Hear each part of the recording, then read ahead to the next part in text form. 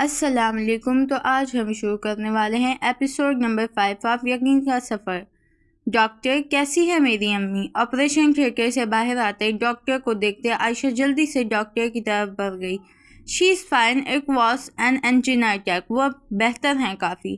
Doctor, ہم ان سے کب ملاقات کر سکتے ہیں؟ تھوڑی دیر تک ہوش آ جائے گا، پھر انہیں وارڈ میں شفٹ کر دیا جائے گا۔ آپ ان سے مل سکتے ہیں، لیکن آج رات انہیں یہیں رکنا ہوگا۔ وہ اپنے پیشہ ورانہ انداز میں بات کر رہی تھی۔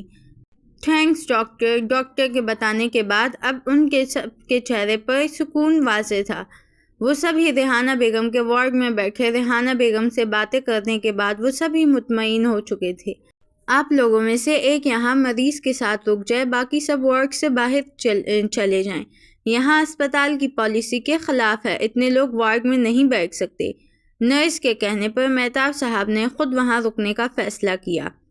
براق اور زاویار کے بار بار کہنے پر بھی انہوں نے اپنے دونوں بیٹوں کو گھر بھیج دیا۔ وہ چاروں اپنی امی کی طبیعت دیکھنے کے بعد کافی مطمئن اور سکون سے گھر لوٹ آئے۔ تم دونوں کو کسی چیز کی ضرورت ہو تو مجھے بتا دینا، ٹھیک ہے؟ وہ عائشہ اور براق کو کہتے ہوئے اپنے روم کی طرف چل دی۔ کمرے میں داخل ہوئی جہاں اندھیرا اور خاموشی کا راج تھا۔ زاویار بیڈ کی سائڈ پر پاؤں نیچے کیے سر ہاتھ میں دیے بیٹھا تھا۔ وہ چلتے ہوئے اس کی سائڈ آ کر اس کے بالکل سامنے کھڑی ہو گئی۔ ابھی کیوں پریشان ہو رہے ہو؟ ابھی تو امی ٹھیک ہے نا؟ وہ کچھ کہتی جب زاویار اپنے دونوں ہاتھ اس کی کمر کے گرد باندھتے اس سے لپٹ گیا۔ وہ اس کے اچانک لپٹنے پر ساکھ سی کھڑی اسے دیکھ رہی تھی۔ زوش، تھینکس۔ تمہیں نہیں پتا جب تم اسپتال میں ان دونوں کے پاس بیٹھی تھی اس وقت مجھے تمہاری کتنی ضرورت تھی۔ پھر جب تم میرے پاس آئی مجھے اس بے سکون سے لمحات میں ایک سکون کا لمحہ نصیب ہوا۔ تمہیں پتا ہے میں کتنا ڈر گیا تھا۔ آج میری زندگی میں، میری فیملی میں، اور تم سب سے زیادہ عزیز ہو مجھے۔ میں تم دونوں کو کسی بھی قیمت پر نہیں کھونا چاہتا۔ خود کو کمپوز کرتے ہوئے وہ اس کی حالت سمجھتے ہوئے اس کے سر پر ہاتھ پھیرنے لگی۔ تم سے پہلے مجھے کبھی کسی لڑکی کی چاہ نہیں ہوئی۔ اس دن تمہیں مال میں دیکھنے کے بعد دل نے دوبارہ تمہیں دیکھنے کی حسرت کی۔ پھر تمہیں فلیٹ میں دیکھنے کے بعد محبت کا احساس دل میں جاگا تھا۔ میں نہیں جانتا تھا کہ مجھے تمہاری منگنی ہوئی ہے، لیکن تمہیں کسی اور کے لیے روتا دیکھ دل میں ایک ٹھیس سی اٹھی تھی۔ میں تمہیں ہمیشہ اپنے قریب رکھنا چاہتا ہوں۔ میں تمہیں دنیا کی نظروں سے چھپا کر خود میں رکھنا چاہتا ہوں۔ تم مجھے میری اپنی زندگی سے بہت عزیز ہو۔ مجھے نہیں پتا میں کب عشق کی اتنی منزلیں طے کر آیا، بس اتنا جانتا ہوں کہ واپسی کا کوئی راستہ نہیں۔ اس کے چلتے ہاتھ رکے تھے۔ وہ دم بخود سی کھڑی اس کے منہ سے اپنے لیے اس طرح اقرار محبت سن رہی تھی۔ اسے سمجھ نہ آیا کہ وہ کیا کہے۔ وہ خاموشی سے اسی طرح اس کے ساتھ کھڑی رہی۔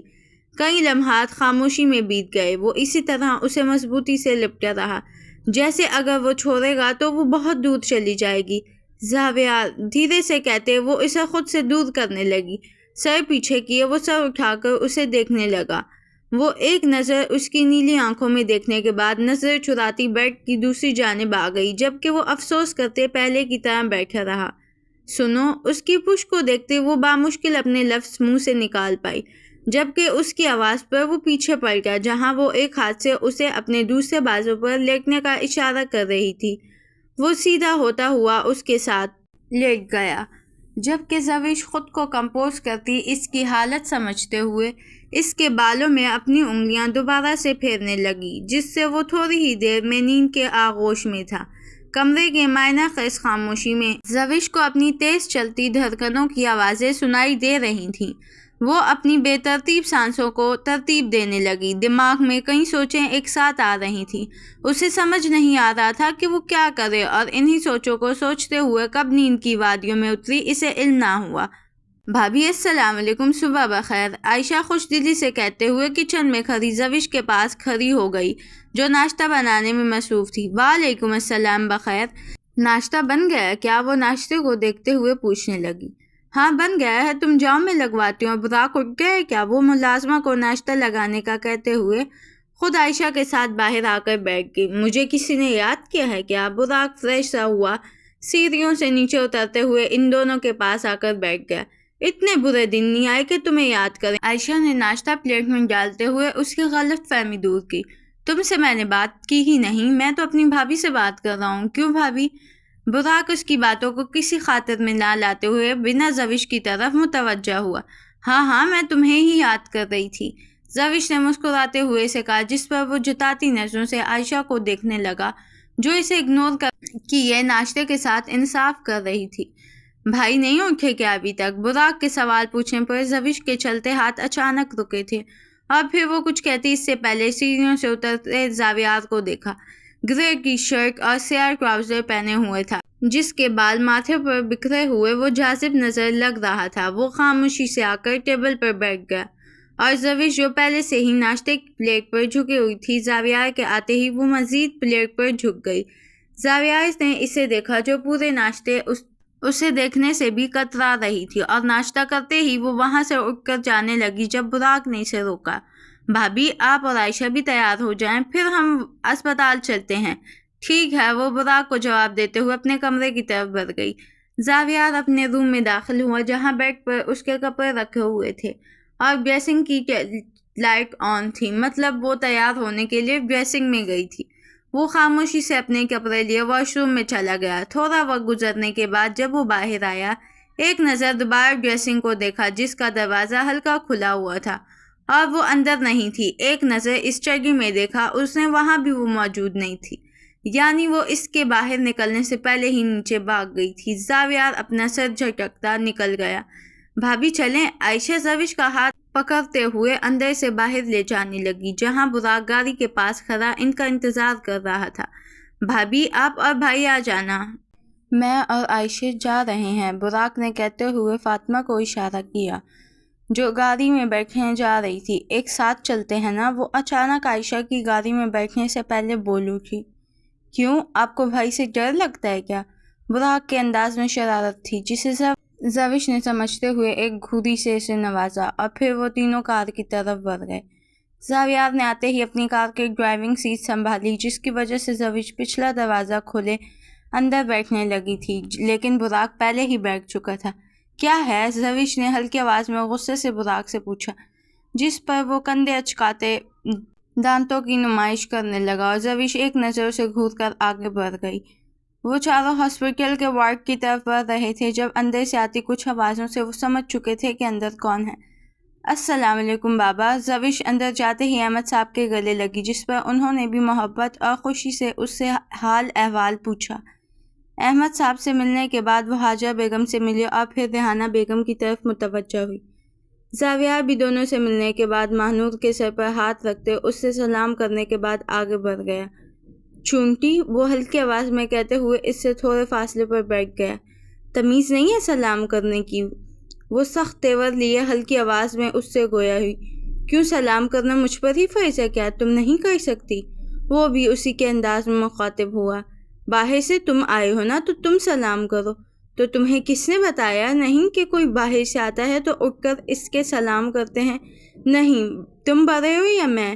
تم بڑے ہو تو اصولاً تمہیں سلام کرنا چاہیے۔ تمہیں سکھایا نہیں کسی نے کہ اپنے سے بڑوں کو سلام کرنا چاہیے؟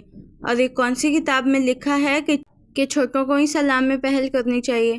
براق سلطان کی کتاب میں، وہ سکون سے انداز میں کہتے ہوا پچھلے ٹیک لگا کر بیٹھ گیا، جبکہ اسے اس طرح کی جھٹائی سے تنگ ہوتے ہوئے وہ بنا کچھ بولے غصے سے رخ پھیر کر بیٹھ گئی۔ اب کیسی طبیعت ہے آپ کی؟ زوش نے متفکر لہجے میں ریحانہ بیگم کے پاس رکھے اسٹول پر بیٹھتے ہوئے کہا۔ میں ٹھیک ہوں بالکل، مجھے کچھ نہیں ہوا۔ وہ بس ڈاکٹرز کو بولو مجھے اب ڈسچارج کر دیں۔ ریحانہ بیگم کو اسپتال میں رو کے کوفت ہونے لگی تھی۔ یہ ڈاکٹر کو اچھے سے پتہ ہے آپ کی طبیعت کا، جب صحیح لگے گا وہ آپ کو ڈسچارج کر دیں گے۔ زاویار نے اپنی ماں کا ہاتھ تھامتے ہوئے کہا۔ بیٹا، میں ٹھیک ہوں، لیکن اگر میں یہاں ایک دن اور رہی تو لازمی بیمار ہو جاؤں گی، وہ بے بسی سے کہہ رہی تھیں، کیونکہ ہاسپٹل میں دوائیوں کی بدبو سے وہ تنگ آ چکی تھی۔ ارے بیگم، زیادہ ٹینشن نہیں لے، بس آج کا دن ہے، پھر آپ کو ڈسچارج کر دیں گے، مہتاب صاحب نے اپنی بیگم کی حالت دیکھتے ہوئے کہا، اور ان کی بات پر ریحانہ بیگم مطمئن ہو گئیں۔ شام کا وقت تھا۔ صبح سے ہاسپٹل میں رہنے کے بعد وہ پانچوں اس وقت ہاسپٹل کی کینٹین میں چائے پینے کے غرض سے بیٹھے تھے۔ ریحانہ بیگم اور مہتاب صاحب کو روم میں چائے دے آئے تھے اور حاجرہ بیگم اور احمد صاحب گھر چلے گئے تھے۔ سر، میڈم، آپ لوگوں کی چائے۔ ویٹر نے چائے کی ٹرے ان کے سامنے رکھتے ہوئے بتایا اور وہاں سے چل دیا۔ فاطمہ نے ٹرے سے ایک ایک کپ اٹھا کر سب کو سامنے رکھا۔ اتنی زیادہ چائے کیوں دے رہے ہو اسے؟ براق نے مانور کے سامنے رکھے کپ کو دیکھتے ہوئے حیرت سے فاطمہ سے پوچھا۔ کیا مطلب ہے بھائی اتنی زیادہ؟ عائشہ کو اس کی حیرت کی سمجھ نہ آئی۔ وہ ایک کپ چائے کو اتنا زیادہ کیسے کہہ سکتا تھا؟ یار چونٹی سی تو ہے، اگر اس کپ میں ڈوب گئی پھر؟ ہلکا کہکہ لگاتے ہوئے اس نے کہنے کے بعد مانور کو دیکھا جس کا چہرہ غصے کے باعث سرخ ہو رہا تھا۔ زوش اس کو بولو خاموش ہو جائے، وہ غصے سے کہتے زوش سے مخاطب ہوئی۔ براق نہیں تنگ کرو یار، اپنی ہنسی بامشکل روکتے وہ مصنوعی غصے سے براق کو کہنے لگی۔ بھابھی دیکھے تو صحیح ایک بار، اگر یہ ڈوب گئی پھر انکل آنٹی کو کیا جواب دیں گے؟ وہ بظاہر متفکر لہجے میں کہہ رہا تھا لیکن آنکھوں میں شرارت واضح تھی۔ جس پر ٹیبل پر بیٹھے عائشہ اور زوش کو اپنی ہنسی کنٹرول کرنا مشکل لگی۔ مانور نے دونوں کو دیکھا جو اس پر ہنس رہی تھی۔ زاویار بھائی، براق اب کچھ نہیں کہنا میری بہن کو۔ زاویار نے رعبدار انداز میں براق کو تنگ کرنے سے منع کیا۔ جی بھائی، فرمانبرداری سے کہتے ہوئے اس نے مانور کو دیکھا جو اسے آنکھوں سے اشارہ کر رہی تھی جیسے مزہ آیا۔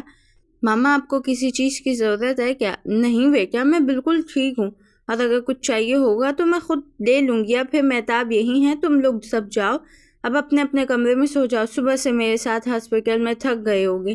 ریحانہ بیگم نے پیار سے زوش کو جواب دیتے ہوئے آخر میں سب کو جانے کا کہا کیونکہ وہ چاروں ہاسپٹل سے آنے کے بعد سے ان کے کمرے میں بیٹھے ان سے باتوں میں لگے ہوئے تھے اور ساتھ ہی ڈاکٹر کی ہدایت کے مطابق ان کی ڈائٹ اور دوا کا بھی خیال رکھ رہے تھے۔ ٹھیک ہے ماما، آپ نے دوائی لے لی، اب آرام کریں۔ زاویار نے اٹھتے ہوئے اپنی ماں کے سر پر بوسہ دیا، پھر روم سے باہر نکل کر اپنے روم کی جانب بڑھ گیا۔ اس کے جاتے ہی زوش وہیں دیکھنے لگی۔ زوش بچے کیا سوچ رہی ہو؟ مہتاب صاحب نے زوش کو دیکھتے ہوئے پوچھا جو زمین پر نظر ٹکائے کچھ سوچ رہی تھی۔ نہیں کچھ نہیں، مہتاب صاحب کی آواز پر چونکتے ہوئے اس نے اچانک جواب دیا۔ سب ٹھیک ہے نا؟ مہتاب صاحب نے اس کی جانب دیکھا۔ جی بابا سب ٹھیک ہے، بس ماما کی طبیعت کی وجہ سے تھوڑی پریشانی میں تھی۔ اس نے ہلکی سی مسکراہٹ کے ساتھ بہانہ بنایا۔ شب خیر، زوش کہتے ہوئے وہاں روم سے باہر نکل گئی۔ روم کا ہلکا دروازہ کھول کے اس نے اندر جھانکا جہاں کوئی نہ دکھائی دیا، جس پر وہ ایک لمبی سانس لیتے ہوئے روم میں داخل ہوئے۔ الماری سے اپنے کپڑے نکالتے ہوئے اس نے ایک نظر واش روم کی طرف ڈالی جہاں اندر سے پانی گرنے کی آواز آ رہی تھی۔ وہ اپنے کپڑے لیتے ڈریسنگ میں چل گئی۔ آرام دہ لباس پہننے کے بعد ڈریسنگ سے باہر آئی جہاں روم کی لائٹ آف تھی، جس پر اس نے سکھ کا سانس لیا۔ وہ سو چکا ہے۔ اسی سوچ کے ساتھ وہ ہلکے قدم اٹھاتے بیڈ کی ایک سائڈ کی جانب بڑھ گئی۔ تم مجھے اگنور کیوں کر رہی ہو؟ اپنے پیچھے سے آتی آواز پر اس کے قدم رکے تھے اور وہ اچانک پلٹی تھی۔ زاویار اس چرکی روم کے دروازے کے ساتھ ہاتھ سینے پر باندھے ٹیک لگائے کھڑا تھا۔ میں نے کب کیا اگنور؟ وہ قدم اس کی طرف اٹھاتے انجان لہجے میں پوچھنے لگی۔ تو تم نے مجھے اگنور نہیں کیا؟ وہ آئی برو اچکائے اس سے پوچھنے لگا۔ نہیں، کندھے اچکاتے ہوئے نظریں چراتے اس نے صاف جواب دیا۔ زوش، وہ کہتے ہوئے اس کے قریب آیا اور اس کا ہاتھ تھامے بیڈ پر لے جا کے اس کے ساتھ بیٹھ گیا۔ وجہ جان سکتا ہوں اگنور کرنے کی؟ زاویار کی آنکھوں میں التجا تھی۔ کیا وجہ بتاؤں میں تمہیں؟ یہ سب اس لیے کیونکہ میں نے اپنی محبت کا اقرار کیا تھا تم سے۔ وہ سوالیہ نظروں سے اسے دیکھنے لگا جو نظریں زمین پر مرکوز کیے بیٹھی تھی، اور زاویار کے اس سوال پر اس نے نظریں زمین سے ہٹاتے ہوئے زاویار کو دیکھا، اور اس کے اس طرح دیکھنے پر ہی زاویار کو سوال کا جواب مل گیا۔ زوش، تمہیں کس بات کا ڈر ہے؟ وہ اس کے دونوں ہاتھ پکڑے محبت سے پوچھنے لگا، اور اس طرح پوچھنے پر زوش کا دل چاہا وہ اپنا سارا خوف ظاہر کر دے، لیکن دماغ نے نفی کی تھی۔ وہ بنا جواب دیے اسے دیکھ کر سوچ میں ہی رہ گئی، اور اس کی آواز پر زاویار نے اسے دیکھا۔ تم مجھ پر بھروسہ کر سکتی ہو، وہ اسے اپنے ہونے کا احساس دلا رہا تھا۔ وہ اپنی بات کہتے ہوئے اس سے دور ہوئی اور اس کی طرف دیکھا جو آنکھوں میں اس کے جواب کا انتظار کر رہا تھا۔ میں دوبارہ اپنا دل نہیں توڑوانا چاہتی، وہ مدھم آواز میں بس اتنا ہی بول سکی۔ اور تمہیں ایسا کیوں لگتا ہے کہ تمہارا دل دوبارہ ٹوٹ جائے گا؟ میں محبت کے ان دنوں کو جانتی ہوں جب خوشی سے زمین پاؤں پر نہیں لگتے، جب دنیا جہان کی توجہ اور سکون مجھے حاصل تھا، اور میں محبت کے ان دنوں سے بھی واقف ہوں جب دکھ سانس پر باری تھے اور تکلیف سے آنسو نہیں رکتے تھے۔ میں اب اس تکلیف سے پوری طرح باہر نہیں نکلی، دوبارہ اس طرح اس تکلیف سے دوچار نہیں ہونا چاہتی۔ بے دردی سے اپنے آنسو صاف کرتے ہوئے وہ کسی تکلیف سے یہ بول پائی تھی، یہ صرف وہی جانتی تھی کہ دل میں جو درد تھا وہ دوبارہ سے جاگ اٹھا۔ تمہیں ایسا کیوں لگتا ہے کہ تمہیں دوبارہ سب تکلیف سہنی پڑے گی؟ کیونکہ مجھے محبت راس نہیں آتی۔ مجھے ایسا لگتا ہے جب میں محبت کروں گی وہ مجھے اپنا عادی بنا کے چھوڑ دے گا، اور میں دوبارہ برداشت نہیں کرنا چاہتی۔ جس شخص کو آپ نے اپنا سب کچھ مانا ہو، جسے آپ اپنا ہر خوشی میں شامل کرتے ہوں، جس کے ساتھ زندگی گزارنے کا تصور کیا ہو، اور اگر وہ مشکل وقت میں آپ کا ساتھ نہ دینے سے انکار کر دے تو دنیا کے ہر شخص اور اس کی محبت سے یقین اٹھ جاتا ہے۔ انسان کو اپنی زندگی تنگ ہوتی ہوئی محسوس ہوتی ہے۔ میں دوبارہ محبت نہیں کر پاؤں گی، کبھی مجھ سے ہمت نہیں ہوگی وہ سب برداشت کرنے کی۔ اب کی بار اگر ٹوٹی تو میں مر جاؤں گی۔ میں نہیں چاہتی کہ میں کسی سے اٹیچ ہوں، میں تمہیں محبت نہیں دے پاؤں گی، وہ کہتے ہوئے اس کے ہاتھ سے اپنا ہاتھ چھڑواتے ہوئے پیچھے ہوئی۔ زوش، ریلیکس، میری بات سنو۔ زاویہ نے اپنی انگلی کے پوروں سے اس کے آنسو صاف کرتے ہوئے اس کو اپنی طرف متوجہ کیا۔ میں تم سے بہت محبت کرتا ہوں، کیونکہ مجھے تم سے محبت کرتے رہنا پسند ہے، کسی بھی بدلے کی تمنا نہیں، بغیر کیونکہ میرے لیے یہی کافی ہے کہ میں تم سے محبت کرتا ہوں۔ وہ اسے پیار سے اپنی بات سمجھا رہا تھا۔ زوش، میں تم سے کبھی بھی اپنی محبت کا بدلہ نہیں مانگوں گا، کیونکہ محبت زبردستی نہیں کی جاتی، یہ تو نصیب میں لکھی ہوتی ہے، کسی رزق کی طرح۔ کیوں کرتے ہو تم مجھ سے اتنی محبت؟ وہ بے ساختہ ہی یہ سوال کر بیٹھی۔ اس کا راہ راست پہ کہ کچھ چیزوں کی تخلیق فقط اس لیے کی گئی ہے کہ ان سے شدید محبت کی جائے، جیسا کہ تمہیں میرے لیے، اور خدا نے تمہیں میرے نکاح میں ڈال کر مجھ پر تمہاری محبت فرض کر دی ہے۔ کیسے ممکن ہے کہ میں تم سے محبت نہ کروں؟ وہ بھاری اور محبت بھرے انداز میں اسے جواب دے رہا تھا۔ میرا ماضی جاننے کے بعد بھی اتنی محبت کرتے ہو؟ جب چن لیا جائے تو ماضی نہیں دیکھا جاتا، کردار پر تبصرے نہیں کیے جاتے، گزری ہوئی وابستگیاں نہیں پوچھی جاتی، صرف خوش آمدید کہا جاتا ہے۔ وہ اسے اپنے دل کے حال سنا رہا تھا، کیونکہ اسے واقعی فرق نہیں پڑتا تھا کہ سامنے بیٹھے وجود کا ماضی کیسا ہے۔ تم مجھے کبھی خود سے محبت کرنے پر مجبور تو نہیں کرو گے؟ زوش کے اس طرح سوال کرنے پر وہ استہزائیہ مسکرایا۔ ڈرو نہیں، میں تم پر اپنی محبت مسلط نہیں کروں گا، تمہیں اپنے فیصلے لینے کا اختیار ہے۔ تم کب تک میرا انتظار کرو گے؟ وہ سوالیہ نظروں سے اسے دیکھنے لگی۔ تم وعدہ تو کرو آنے کا، میں ساری زندگی انتظار میں گزار سکتا ہوں، اور اگر میں نہ آؤں تو؟ الفاظ تھے، نہ جانے کیا تھا۔ زاویہ کی دھڑکنیں بے ساختہ ہی رکی تھیں۔ اس نے کبھی سوچا ہی نہیں تھا اس بارے میں۔ وہ بھلے اس سے محبت نہیں کرتی تھی، لیکن اس کے ساتھ تو تھی۔ تو تم میرے دل پر لگا سب سے گہرا داغ ہوگی، وہ ایک آسودہ مسکراہٹ کے ساتھ اسے جواب دیتا ہے۔ لیکن زوش کے چہرے اور سوالیہ نظروں کو دیکھ کر اسے اندازہ ہو جاتا ہے کہ اس کی کہی بات اس کو سمجھ نہیں آئی۔ چھوڑو ان سب باتوں کو، ہم پہلے کی طرح نارمل بھی تو رہ سکتے ہیں نا؟ وہ مان بھر لہجے میں زوش کو دیکھتا ہے، جس پر وہ مسکراتے ہوئے سر اس بات میں ہلاتی ہے۔ اچھی بات ہے، اب تم سو جاؤ، ریلیکس ہو، کافی لیٹ ہو گیا ہے، اس نے وقت کا احساس دلاتے ہوئے کہتا ہے، اور خود بھی اٹھ کر سونے جاتا ہے۔ زوش ایک سکھ کا سانس لیتی ہے، کیونکہ اس نے کل سے اپنے دل میں رکھے تمام خوف کو آج نکالا تھا، اور زاویہ سے بات کرنے کے بعد اب وہ کافی سکون میں سو چکی تھی۔ ایک نظر زاویہ پر ڈالتے ہوئے وہ خود پر کمفرٹر اوڑھے سو جاتی ہے۔ وہ بلو جینس کے اوپر بلو ڈریس شرٹ پہنے ہوئے ہاتھوں سے بال سیٹ کرتے ہوئے دروازے کی طرف بڑھ رہا تھا۔ سلیوز ہمیشہ کی طرح کینیوں سے تھوڑا نیچے تک فولڈ کی ہوئی تھی۔ جب چلتے چلتے اچانک کسی سے ٹکر ہوئی تھی۔ اوہو، تم دیکھ کے نہیں چل سکتے؟ آنکھیں کرائے پر دے کے آئے ہو کیا؟ مانور اپنا سر مسلتے ہوئے غصے سے بولنا شروع ہوئی تو رکی ہی نہیں۔ بریک لگاؤ لڑکی، کتنا بولتی ہو؟ براق اس کی بات بیچ میں کاٹتے ہوئے بولا۔ دیکھ کے نہیں چل سکتے تم؟ وہ دونوں ہاتھوں کمر پر رکھے لڑاکا عورتوں کی طرح لگ رہی تھی۔ تو تم دیکھ لیتی نا، اور یہ صبح صبح ہمارے گھر کیوں آئی ہو؟ مسٹر براق، پہلی بات تو یہ یہاں آنے سے مجھے کوئی نہیں روک سکتا، یہ میری بہن کا سسرال ہے، اور ابھی میں حور کے کہنے پر آئی ہوں۔ دوسری بات، یہ صبح نہیں، دوپہر کے 3 بج رہے ہیں، شاید آپ کی صبح ابھی ہوئی ہے۔ وہ ایک ایک لفظ چبا کر کہتی غصے سے اسے دیکھ رہی تھی۔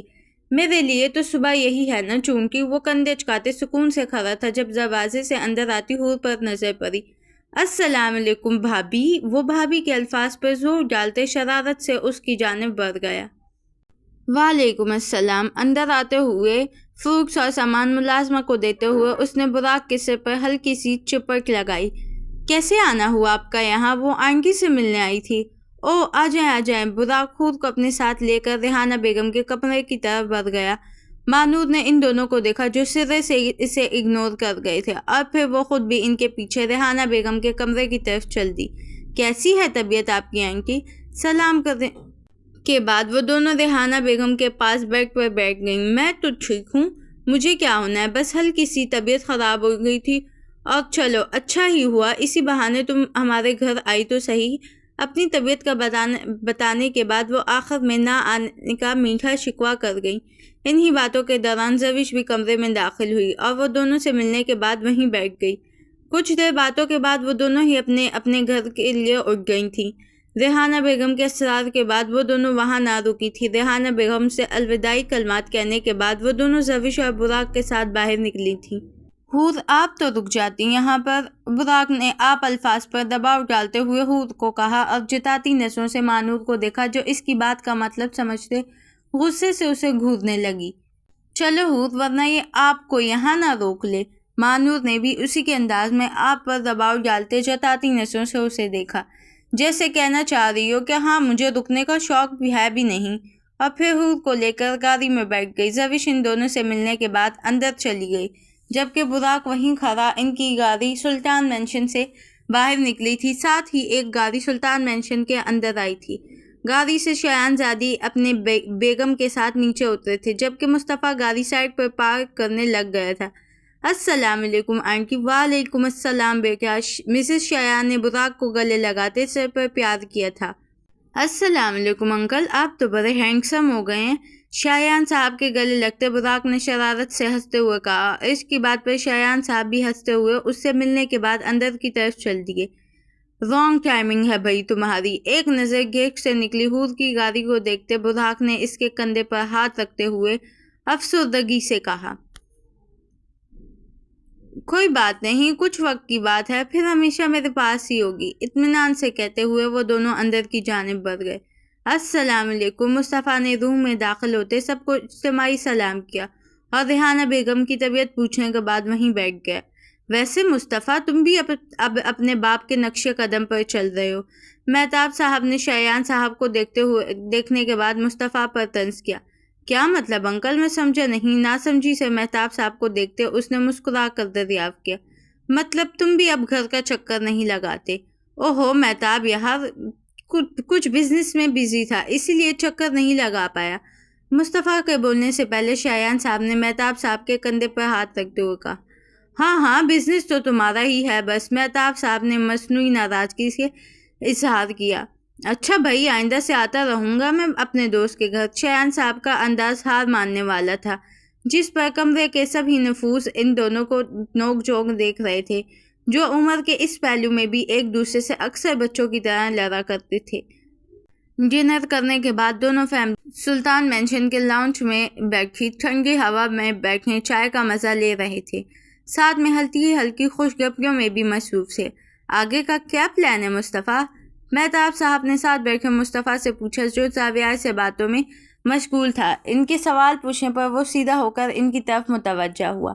انکل، ابھی تو ڈیڈ کے آفس جاتا ہوں، باقی اسٹڈی کمپلیٹ ہونے کے بعد اپنے پروفیشن کو ترجیح دوں گا، مصطفیٰ نے سنجیدگی سے جواب دیا۔ ہاں، لارڈ صاحب سے تو یہ بھی پوچھو نا کہ آفس میں جا کے کرتا کیا ہے، شایان صاحب نے طنزیہ لہجے میں مہتاب کی طرف دیکھتے ہوئے کہا، اور ان کے کہنے پر مہتاب صاحب نے مصطفیٰ کو دیکھا جو زمین کی طرف سر جھکائے اپنی ہنسی روکنے کی پوری کوشش کر رہا تھا۔ صاحبزادے آفس تو روز آتے ہیں اور پھر آفس میں جا کے آرام کرتے ہیں، پھر جب آرام کر کے تھک جاتے ہیں تو گھر چلے جاتے ہیں دوبارہ آرام کرنے کے لیے۔ شایان صاحب کے کہنے پر سبھی نفوس نے ہنستے ہوئے مصطفیٰ کو دیکھا، جو خود بھی گھیگ بنا ہنس رہا تھا۔ کم سے کم ڈیڈ آتا تو ہوں نا، مصطفیٰ نے خود کا دفاع کرنا چاہا۔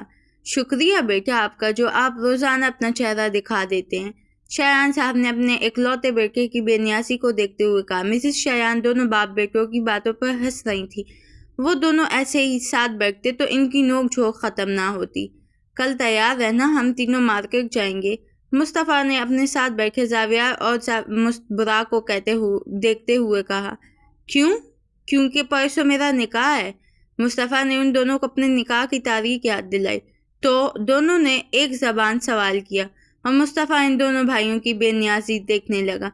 تو کل ہم مارکیٹ جا رہے ہیں میرے نکاح کی شاپنگ کرنے، مصطفیٰ نے حکمران انداز میں کہا۔ میرے پاس کل ٹائم نہیں ہے اور میرے ساتھ جانے کے لیے تمہیں پہلے اپائنٹمنٹ لینا ضروری ہے، براق صوفے سے پش لگائے بے نیازی سے کہا۔ کمینوں، میں تم دونوں سے پوچھ نہیں رہا، بتا رہا ہوں، مصطفیٰ نے دونوں کے گلے میں بازو ڈالتے ہوئے زور دیا، جس پر دونوں ہی کہکہ لگاتے ہوئے سیدھے ہو کر بیٹھے تھے۔ اسی طرح ہلکی پھلکی باتوں کے بعد شایان فیملی اپنے گھر کی طرف روانہ ہو گئی۔ لنچ کرنے کے بعد وہ کافی دیر نیچے ہی بیٹھی ریحانہ بیگم اور عائشہ سے باتیں کرتی رہی۔ اوپر اپنے کمرہ کا رخ لیتے ہوئے کمرے میں آئی، جہاں وہ سامنے صوفے پر بیٹھا لیپ ٹاپ میں کچھ کام کرنے میں مصروف تھا۔ وہ خاموشی سے آ کر سامنے بیڈ پر بیٹھی تھی، نظریں اس پر تھیں جو چہرے پر سنجیدگی سجائے لیپ ٹاپ کی اسکرین پر نظر جمائے بیٹھا تھا۔ اس نے ایک نظر سامنے بیٹھی زویش کو دیکھا، جو اپنی ہتھیلیوں کو دیکھ رہی تھی۔ کوئی بات کرنی ہے کیا؟ ہاں، اس نے نظر اٹھا کر اسے دیکھا۔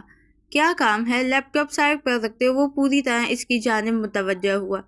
وہ میں نے امی کے گھر جانا ہے۔ شادی کے بعد وہ آج پہلی بار اپنی امی کے گھر جانے کا کہہ رہی تھی، ورنہ اس سے پہلے اس نے کبھی وہاں جانے کی خواہش نہیں کی تھی۔ پھر واپس کب آؤ گی؟ زاویار نے اس سے پوچھا۔ حور کے نکاح کے بعد۔ ابھی جانا ہے؟ اس نے پھر سوال پوچھا، جس پر مقابل نے اسبات میں سر ہلایا۔ ٹھیک ہے، تم پیکنگ کر لو، تب تک میں یہ کام ختم کر لوں، پھر تمہیں ڈراپ کر دوں گا۔ اس کے کہنے پر وہ اٹھ کر اپنی تیاری کرنے لگی اور زاویار نے دوبارہ اپنے لیپ ٹاپ کی اسکرین پر نظریں جما دیں۔ تم اندر نہیں آؤ گے؟ گھر کے سامنے گاڑی رکنے کے بعد اس نے زاویار کی طرف دیکھا۔ میں اندر؟ چلو۔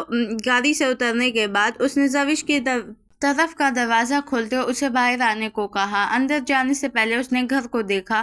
آخری بار وہ اس گھر میں ایک انجان شخص بن کر آیا تھا، جو صرف اس گھر کی بیٹی کو بحفاظت گھر چھوڑنے آیا تھا، اور اب وہ اس گھر کا داماد بن کر آیا تھا۔ جہاں اسے اس سوچ پر خوشی ہوئی تھی، وہیں اسے حالات کا سوچتے دکھ بھی ہوا تھا۔ گھر میں داخلی دروازے پر حور سے ملنے کے بعد وہ دونوں اندر گئے، جہاں حاجہ بیگم سے وہ دونوں ملے تھے۔ بابا کہاں ہیں؟ حاجہ بیگم کے بتانے پر وہ دونوں ہی کمرے کی طرف بڑھے۔ سامنے بیٹھے احمد صاحب کو دیکھ کر وہ خوشی اور جوش سے ان کی طرف بڑھی تھی، لیکن ساتھ میں بیٹھے سائم کو دیکھ کر اس کی خوشی مدھم پڑ گئی تھی۔ آ گئی میری بیٹی؟ احمد صاحب نے بھرپور محبت سے اسے گلے لگایا، اور اس کے بعد زاویار بھی اسی احترام کے ساتھ ان سے ملا تھا۔ کیسی ہے گڑیا؟ زین نے اس کے سر پر ہاتھ پھیرا تھا۔ ہمیشہ کی طرح بالکل صحیح، خوشی سے اس کو جواب دینے کے بعد اشارے سے ہی اس نے سائم کو سلام کیا اور پھر وہیں احمد صاحب کے ساتھ بیٹھ گئی۔ زاویار نے سامنے بیٹھے سائم کو دیکھا، جو زویش کو دیکھنے میں مصروف تھا، اور پھر ایک گہری سانس لیتے اس نے رخ پھیر لیا۔ اسے وہ رات یاد آ گئی جب زویش اس کے جانے کے بعد اس کی وجہ سے روئی تھی۔ زویش کو اپنے ساتھ واپس لے جائے، لیکن پھر حور کے نکاح کا سوچتے وہ خاموشی سے زویش کو دیکھنے لگا، جو احمد صاحب سے ہنس ہنس کر باتیں کر رہی تھی۔ اس کی کیا ضرورت تھی؟ میں بس نکلنے ہی والا تھا، زاویار نے مانور سے کہا، جو ہاتھ میں چائے اور لوازمات سے بھری ٹرے لے کر آ رہی تھی۔ کیوں نہیں ضرورت؟ آخر کار میرے جیجا جی پہلی دفعہ گھر آئے ہیں۔ مانور نے ٹرے اس کے سامنے رکھی تھی۔ آنٹی، اس کی ضرورت نہیں تھی، میں کوئی مہمان تو نہیں ہوں جسے آپ یہ سب پیش کر رہی ہیں۔ دروازے سے اندر آتی حاجہ بیگم کو دیکھتے ہوئے اس نے کہا، جس پر حاجہ بیگم مسکراتے ہوئے آ بیٹھی۔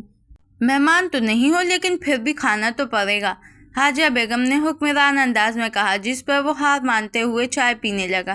چلیں انکل آنٹی، اجازت دیں مجھے۔ چائے پینے کے بعد زاویار نے اٹھتے ہوئے دونوں سے اجازت لینی چاہیے۔ ارے بیٹا بیٹھو، اتنی جلدی کیا ہے؟ احمد صاحب نے اسے دیکھا۔